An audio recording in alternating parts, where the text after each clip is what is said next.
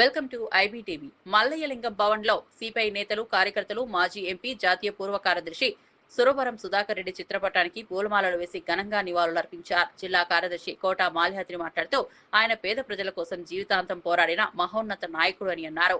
ఆయన ఆశయాలు, సిద్ధాంతాలు తమ పోరాటాలకు మార్గదర్శకమని స్పష్టం చేశారు. కార్యక్రమంలో నగర కార్యదర్శి ఆకిటి అరుణ్ కుమార్, వెలుగురి రాధాకృష్ణమూర్తి, ఏఎస్ఎఫ్ నాయకులు సహా పలువురు నాయకులు పాల్గొన్నారు.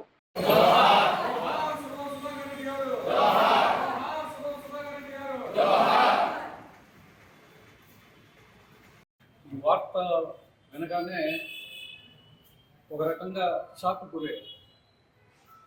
ఆరోగ్యం బాగాలేదని తెలుసు కానీ ఇంతలోనే ఈ మరణం సంభవిస్తుందని గురించి ఇటీవలే ఆయన్ని కలిసి ఇంటి దగ్గర 2 గంటల పాటు ఆయనతో గడపడం జరిగింది. ఆయన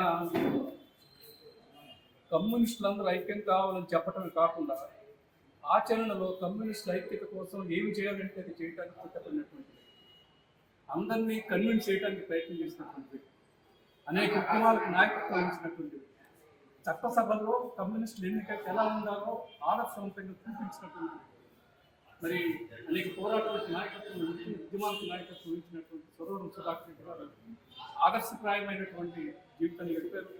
అలాగే ఆయన ఉపన్యాసం అందరినీ ఆకట్టుకునేటువంటి పద్ధతుల్లో, అందరినీ కన్విన్స్ చేసేటువంటి పద్ధతిలో ఆయన ఉపన్యాసాలు ఉన్నాయి. అటువంటి వ్యక్తి కమ్యూనిస్ట్ పార్టీకే కాకుండా మొత్తం భారత జాతికి గర్వకారణమైనటువంటి వ్యక్తి.